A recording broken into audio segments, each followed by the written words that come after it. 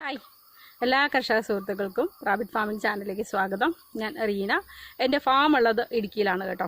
ദയവേത് subscribe ചെയ്യുന്ന ആൾക്കാർ കുറേ ഒരു 33-34ഓളം ക്ലാസ്സുകൾ നടക്കുന്നുണ്ട്. അതൊക്കെ ഒന്ന് വാച്ച് ചെയ്യുക.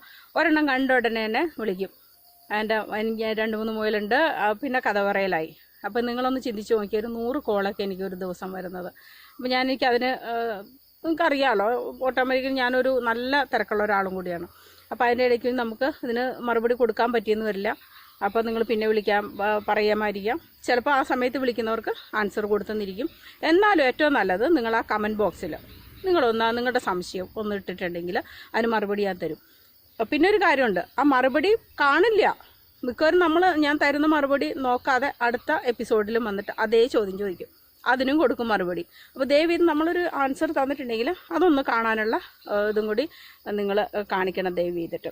അപ്പോൾ ഇന്ന് ഞാൻ പറയാൻ പോകുന്നത് ഒരു നല്ല മെയിൽ റാബിറ്റ്, അതായത് നമ്മുടെ ഫാമിൻ്റെ അസറ്റെന്ന് പറയുന്നത് ഒരിക്കലും ഫീമെയിലുകളെ ആശ്രയിച്ചല്ല. ഒരു നല്ല മെയിൽ ഉണ്ടെന്നുണ്ടെങ്കിൽ, നല്ല ആക്റ്റീവായ നല്ല ലക്ഷണമൊത്തൊരു മെയിൽ ഉണ്ടെന്നുണ്ടെങ്കിൽ നമ്മുടെ ഫാം നല്ല സുഗമമായിട്ട് നമുക്ക് നടത്തിക്കൊണ്ടു പോകാൻ പറ്റും. പിന്നെ ഒരു കാര്യമുണ്ട്, അതായത് 7+3 എന്നുള്ളൊരു റേഷ്യോയിലാണ് ഞാൻ റാബിറ്റ് യൂണിറ്റിനെ കൊടുത്തുകൊണ്ടിരിക്കുന്നത്. അത് എന്തിനാണ് 3 മെയിലെന്ന് ചോദിക്കുന്നുണ്ട്. ഞാനൊരു കാര്യം പറയട്ടെ, മനുഷ്യനും അല്ലെങ്കിൽ മൃഗങ്ങൾ അല്ലെങ്കിൽ ഒരു ഇലക്ട്രോണിക്സ് ഉപകരണങ്ങൾ ഒക്കെ നമുക്ക് ഒത്താവത്ത് പോയി അല്ലേ, ആ രീതിയാണ്. അപ്പോൾ ഈ 3 മെയിലിനെ തരുമ്പോൾ എങ്ങാനും ഒരെണ്ണം ഫ്ലോപ്പായി പോയിട്ടുണ്ടെങ്കിൽ ഈ 2 കൊണ്ട് നിങ്ങൾക്കത് മെയിൻറ്റെയിൻ ചെയ്ത് കൊണ്ടുപോകാൻ പറ്റും. ഇപ്പോൾ എല്ലാ റാബിറ്റുകളും ഒരേപോലെ ആയിരുന്നിരിക്കില്ല. ചിലപ്പോൾ ഞാൻ 10 മെയിൽ റാബിറ്റിനെ ഒന്നിച്ചെടുക്കുമ്പോൾ അതിലൊരു 3-4 പെർഫോം ചെയ്യാതിരിക്കുന്നുണ്ട്. അപ്പോൾ ഏറ്റവും ഉചിതമായത് നമ്മൾക്ക് നല്ല ഒരു മെയിൽ റാബിറ്റ് അതെന്താണ് എന്നുള്ളത് നമ്മൾക്കൊന്ന് കാണാം. അതായത് ഒരു മെയിൽ റാബിറ്റിൻ്റെ ലക്ഷണങ്ങളെന്ന് വെച്ചിട്ടുണ്ടെങ്കിൽ പല കാര്യങ്ങളുണ്ട്. അത് ബ്രീഡ് ചെയ്യുമ്പോൾ എത്ര കുഞ്ഞുങ്ങൾ കിട്ടുന്നു, ആരോഗ്യമുള്ള കുഞ്ഞുങ്ങളാണോ, അല്ലെങ്കിൽ അതനുസരിച്ചൊക്കെ ഇരിക്കും ഒരു മെയിൽ റാബിറ്റിന് നമ്മൾ വിലയിരുത്തുന്നത്. അതിപ്പോൾ ഈ ഡോഗ് അല്ലേ, നല്ല ക്യാറ്റിനെ സ്റ്റഡി ചെയ്യുന്ന ആൾക്കാരൊക്കെ ഉണ്ടാവും, അവർക്കൊക്കെ അറിയാൻ പറ്റും എന്താണ് ഒരു മെയിൽ എന്താ പറയുക നമ്മളുടെ ബ്രീഡിങ് സ്റ്റോക്ക് എന്നതുകൊണ്ട് ഉദ്ദേശിക്കുന്നതെന്ന്. അപ്പോൾ ദയവ് ചെയ്ത് എനിക്ക് 3 റാബിറ്റല്ല വേണ്ടത്, എനിക്ക് 1 മെയിലിനെ മതി എന്നൊക്കെ പറയുന്ന ആൾക്കാരുണ്ട്. പക്ഷേ ഈ 1 മെയിൽ ചത്തുപോയിട്ടുണ്ടെങ്കിൽ നിങ്ങൾ ബാക്കി 9 ഫീമെയിലിനെ കൊണ്ട് എന്ത് ചെയ്യും? അതൊക്കെ ഒന്ന് ചിന്തിക്കുക. പിന്നെ ഇൻബ്രീഡ് വരാൻ, അതായത് ഈ രക്തബന്ധം വരാനായിട്ടുള്ള സാധ്യത 100% അങ്ങനെ എടുക്കുമ്പോഴേക്കും.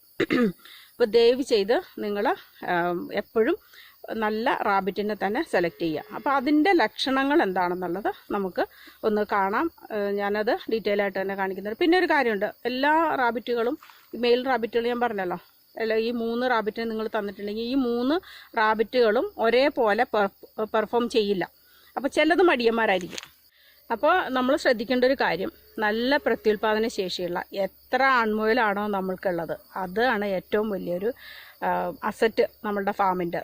അപ്പോൾ അതൊന്ന് പ്രത്യേകം ശ്രദ്ധിക്കുക നിങ്ങൾ.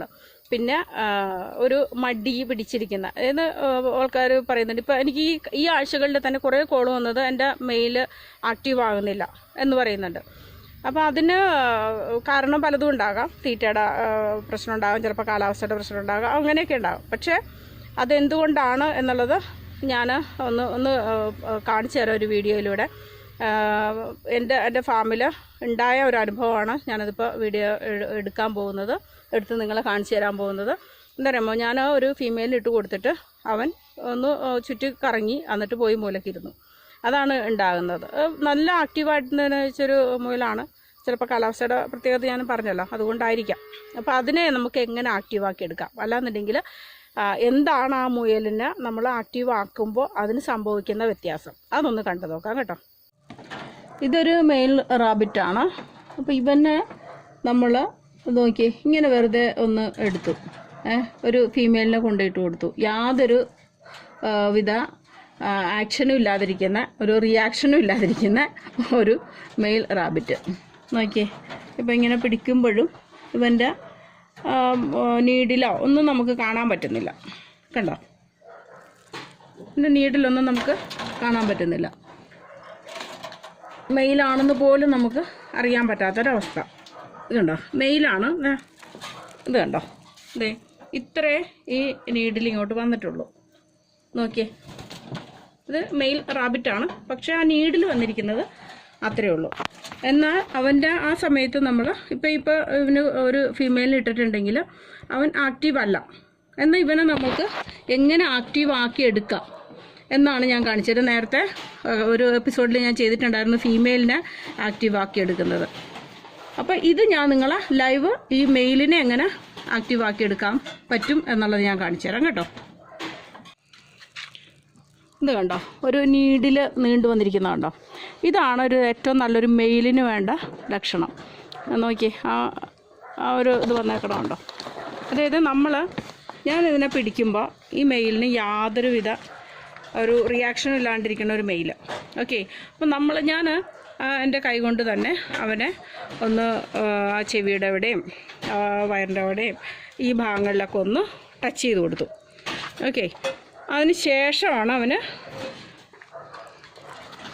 ഈ രീതിയിലുള്ള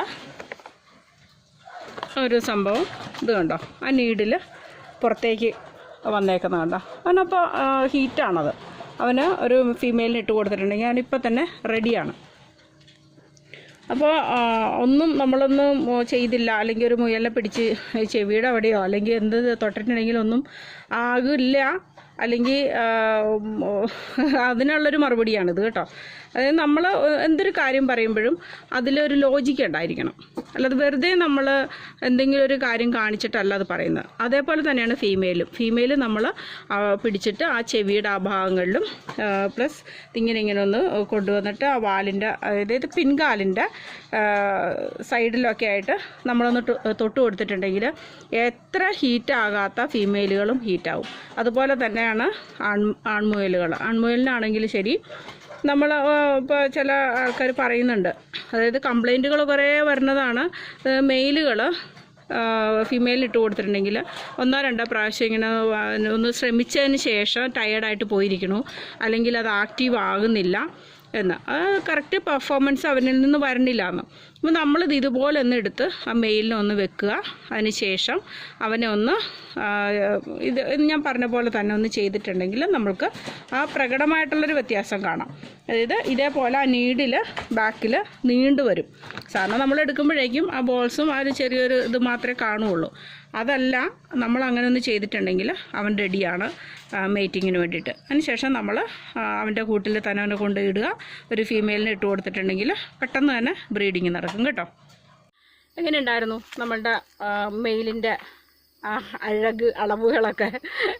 നല്ല മനസ്സിലായിട്ടുണ്ടല്ലോ അല്ലോ, എന്താണ് നീഡിൽ അല്ലെങ്കിൽ പോയിൻ്റ് നീഡിൽ കൊണ്ട് ഉദ്ദേശിക്കുന്നത് എന്താണെന്നുള്ളത് മനസ്സിലായല്ലോ.